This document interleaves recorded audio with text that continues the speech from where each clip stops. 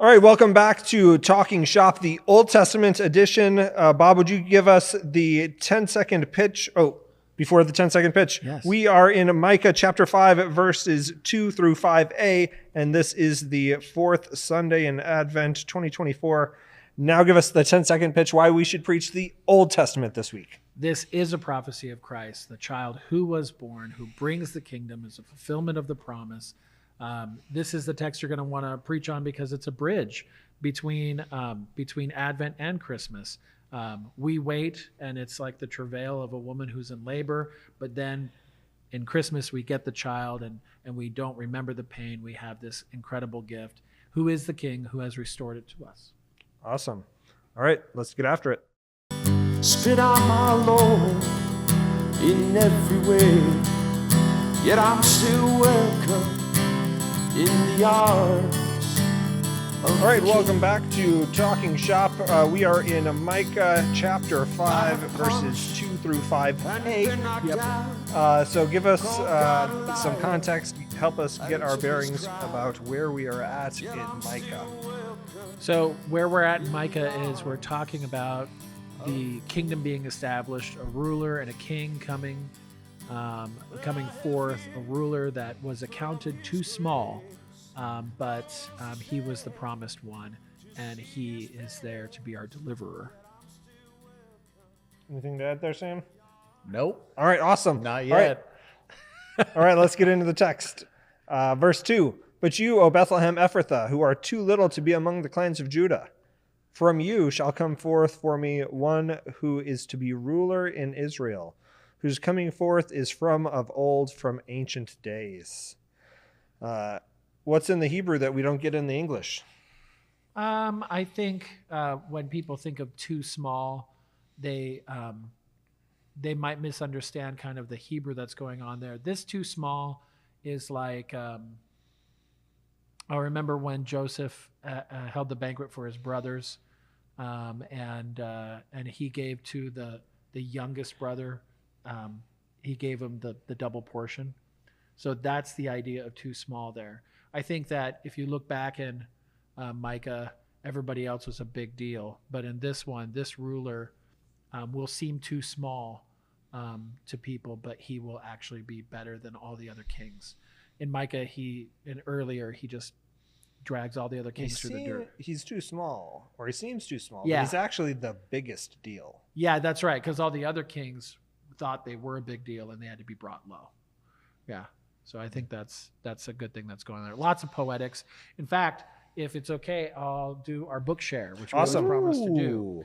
All right, so for this one, since we're dealing with poetics and bicola and all those kinds of things, and how do you know that it's playing off of each other, there's two great guides for this. The first one is a little bit longer. It's by Bill Arnold and John Choi. It's called A Guide to Biblical Hebrew Syntax. So how the parts of the sentence relate to each other. All right. This one's rather in depth. It's very good, but there's an outline one too by Ronald Williams called Hebrew Syntax and Outline. And so if you notice things that are going on, you notice where that atnak is in the that's breaking the verse into colas, and then you're like, okay, well, if it's breaking into colas, bicolas, what's the rhyming scheme? How does that fit together? That's an excellent resource to be able to help. Awesome. Can I ask a question? Please. Not about the books, but about verse 2. Oh yeah. Is it intentional that this coming ruler is coming from this small clan? Yeah. Okay. Yeah. It's just like you would think that this coming king, coming Messiah would come from, the greatest sort of clan, like the biggest one. Yeah, right? yeah. But yet it's like, hey, you're too little to be among the clans. From you shall come forth for me the one who's going to be like the guy. Yeah. The one, the ruler. But we don't really think of it that way. But I'm beginning to think that that's just the way that God operates. He always looks for the opposite. Yeah. So you actually see this and the fact that this is Davidic is actually kind of interesting. You always would think that God would pick a big, strong man to be the king, and that was Saul. Yeah. Saul was a big, bad dude, and he stood a head above everybody else. Even when he was hiding in the baggage train, everybody could still find him. He's an obvious pick for a king, so much so that when God says he rejected Saul and he sent the prophet to Jesse, he looked at Jesse's oldest son and said, big bad dude, obviously the guy. But no, it was the small little ruddy guy. Yeah. And we should have known this, by the way, when you're looking at like canon critical kind of works like Odin and stuff like that, is we should have been clued in to that Saul would be a bad choice because he came from the tribe of Benjamin. And 2 books earlier, the book of Judges, the tribe of Benjamin, great warriors, real bad dudes. Yeah. And so we should have been clued in. He came from the tribe of Benjamin. Dun, dun, dun. And then that's why we have the book of Ruth stuck right in between Judges and 1 Samuel, because we have a problem with Benjamin, and then we get this beautiful love story that leads to the tribe, to David. And so then we get 1 Samuel, where we get a king who is Saul from Benjamin, big bad dude, very impressive, but we should have been clued in. And then God picks up David, and everybody goes, oh, okay, I see the scope and sequence of the story. Yeah. Yeah, I mean, this sort of, God working in ways that we're not familiar with, or he's always like doing stuff that we can't understand. You had mentioned Joseph earlier. Genesis Joseph. Yeah. I just think it's always so fascinating that like Jesus comes from the line of the guy that like came up with the idea to sell Joseph into slavery. Yeah. That's right. And so it's just kind of like, okay, God's always doing these things. They're going to like shame the wise. Yeah. And, babies can't really do a lot on their own. Yeah. And so the fact that God would, spoiler alert for, Christmas and everything. Sorry. No, it's right around God's the corner. going to, like give his son, not as a full-grown man, but as a baby that has to be taken care of. I know, right? Yeah. I don't know. I'm just kind of speculating here. We're still in the Old Testament, but I'm assuming that something good's going to happen eventually. You know? But he's just always doing this stuff. This God guy, always doing things to shame the wise. Yeah. If we were writing this story, we wouldn't choose like the savior of the cosmos, right, to be born in a stable. Right. Yeah, I mean, it's just we wouldn't pick Napoleon Dynamite. We'd pick Vin Diesel. Right. Yeah. I mean, it's just every literature book or like every like fantasy book that I read, like the hero is the obvious choice. Yeah. Like the dude with the chiseled chest, the dude with like the biggest sword. It'd be, and all of a sudden it'd be like if that guy just died, and then the book writer brought up like this little stable boy that became the hero. Yeah. This is completely opposite of the way that we tend to think of. That's like heroes. Tolkien. The hobbits. Yeah. The least counted people. So much so that even evil would overlook it. Right? Yeah, that's what I'm talking about, man. Yeah. Exactly. All right. Let's move on, right? Yeah. Right. But even ultimately, we don't expect our salvation to come by way of cross and death and resurrection. Yeah. Right? Not even the disciples even completely understood that. Yeah. Like they're all surprised on Easter morning. Like they didn't even grasp all of that, of how God works in unexpected ways. It's not a surprise to him. It's a surprise to all of us. Yeah, that's right. Like, that's what? He's alive on Easter morning? Yeah. But God's like, I told you guys that this is how it was going to happen. And they're like, but we didn't think it was going to happen like this. Yeah. Well, it's like, going back to Tolkien, it's a eucatastrophe. It's a good catastrophe. It's this remarkably good thing happening to remarkably bad people, operating in the ways that we don't expect. And just, at the exact critical moment when everything will go wrong, there's this little thing that turns everything around. Rod Rosenblatt used to tell the story of the soldier who put the landing gear down so that everybody on the plane could, and so it's this critical moment. The landing gear was out, but it had to be done, and he did it with his own hands, and he saved everybody.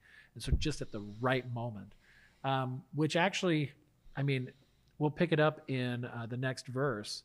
But that, I think the strongest gospel connection for this is Galatians 4:4. At just the right time, God sent forth his son, born of a woman, born under the law, to redeem those who were under the law, so that we might become children, being able to cry out to God the Father, calling him Abba. And so, like, we'll see that more in the next verse, but I think that's the way to land that plane with you catastrophe. You see what I did there? Yeah. Just brought it all back in. Yeah. All right, full Brought it all circle, back man. in full circle. Therefore he shall give them up until the time when she who is in labor has given birth. Then the rest of his brothers shall return to the people of Israel. Yeah, I mean, come on. I mean, let's go. This is gospel.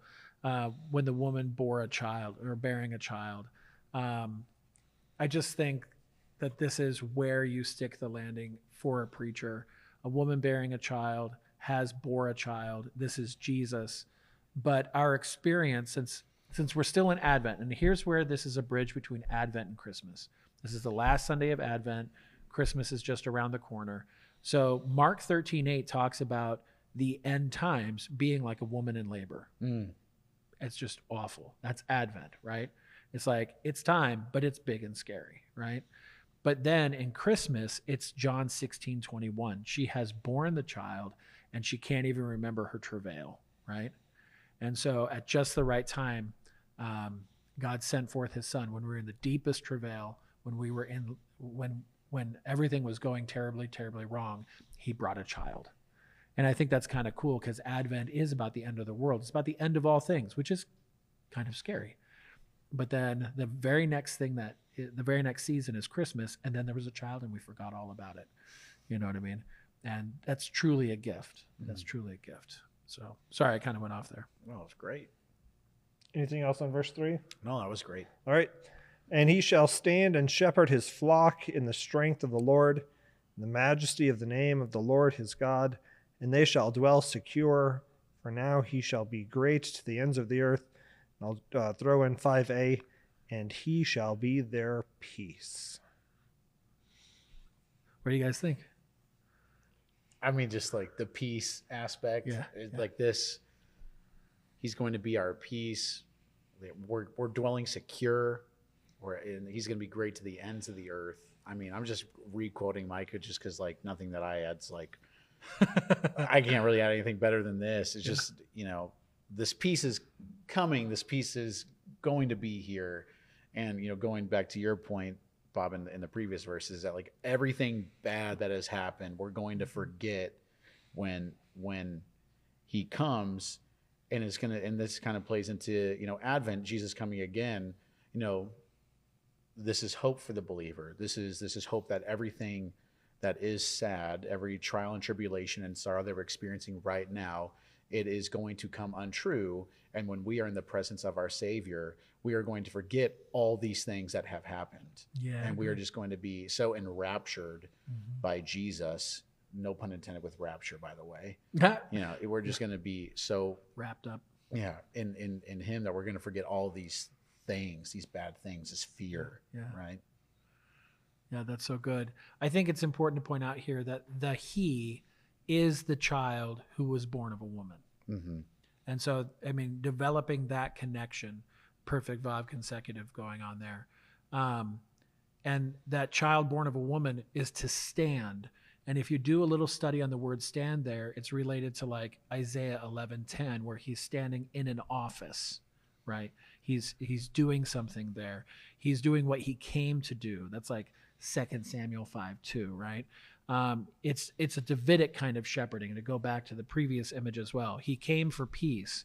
There are no false kings. There are no foreign kings, which is a theme in Micah. There is this ruler who's unlike any other. And that's perfect grace there. Mm-hmm. He's not giving you more of the same. He's giving you this new thing, which he's promised of old. And Yahweh is his name. And I love this. Yahweh's name is inseparable from him. So Yahweh and his name are inseparable, which gets me to one of Adam's favorite things, which reminds me of how we are connected to our God by his inseparable name. And in what special way, Adam? That God puts his name on us. Yeah. In our baptisms. That's right. I could always count on you for that. To say, and the sacraments. Yeah, that's right. This is when you get his name, you get the strength of Yahweh. Mm-hmm. Yahweh is your God. Yeah. Yeah. Also, this stand and shepherd his flock in the strength of the Lord and the majesty of the name of the Lord his God. Yes, you have that God putting his name on us. Yeah. but also God gathering his people back. Yeah. Like the ultimate undoing of the Tower of Babel. Yeah, good. In that he's going to gather his flock. Yeah. And that all of these separations and divisions that we have now. Yeah, good. Between languages, the divisions that I've caused with my own sinfulness, the divisions between races currently, all of those divisions are going to be essentially null and void because God's going to shepherd his flock, and we're all going to be one flock under his name. I love that. Sam's going to and that's just that wholeness, right? That goes back to the Hebrew word, for peace, shalom. Yeah. Because peace is not just like, okay, there's just like I'm feeling like a little peaceful, like I'm having my morning coffee with my scripture and my book, right? But this shalom is like this wholeness. It's this security. This is like God has you. Can I go off on a little bit? Just we'd be honored. Something that helps me understand like this shalom and this peace. The iPhone, right? When back in the hold on. Okay, all right. I'm gonna hang in there because I'm an Android boy. Back in the day when the iPhone had like you had to plug in your headphones. Now we just do AirPods and everything. The original design, they were able to plug in the headphones into the jack without it making the sound, like without the click, without the little thing. And so when Steve Jobs went to plug in the headphones into the phone, he was like, where's the click? And they're like, oh, well, we got rid of it. And so he had them kind of retroactive design it to where he can have the click, because with that click, there's that piece of security, that sound of mind, or that sense of security where like you need that in the same way where when we fasten our seat belts, we hit the click, that like, okay, I'm secure, I'm at peace because I know that I'm not going to be shaken. I'm not going to be moved when I ding on my phone with the cord. It's not going to just drop out. That's how I understand the satisfying click. Yeah. That's what peace is this little shalom, this little click of security, this click of wholeness, right? And God's coming to gather his people back and make all of us whole. I love that. That was very well done. I think also that kind of works for the context for this text as well, because the Assyrians are causing them trouble right now. Yeah, they're unplugging this stuff. Yeah, that's right. And so they were waiting for peace, and they were still waiting for that greater fulfillment from that day that would come. And so this word is like that click, that it's actually going to happen. There is peace even if you're dealing with the Assyrian. There is peace even if you're dealing with the world. There's that promise. Wow, that's really good. That he's still tending to our needs even when we're still waiting. Yeah, that's good, Sam. I think that analogy will work really well. Oh, great. Well, I hope. Yeah. So analogy. And you got a sermon illustration this week. Yeah. There you go. Nice. And by way of analogy, right? So it's a like or as thing. You have to remember when you're working with an analogy. So you have this teaching that you want to give, and an example is apart from the teaching but relates to it. An analogy shares with the teaching but also operates outside of it. And that's different than a metaphor. A metaphor is the teaching, right? So the Lord is my shepherd. And so this is a significant analogy that you can develop. Good. All right. Good. Anything else in this text? Oh, it's short but powerful. Yeah. Don't need a lot. All right, then if you would please like, subscribe. If you could share this video with another preacher and then talk with that preacher. Talk with another preacher about preaching. Your congregation will be blessed. The kingdom will be blessed. And God bless your preaching.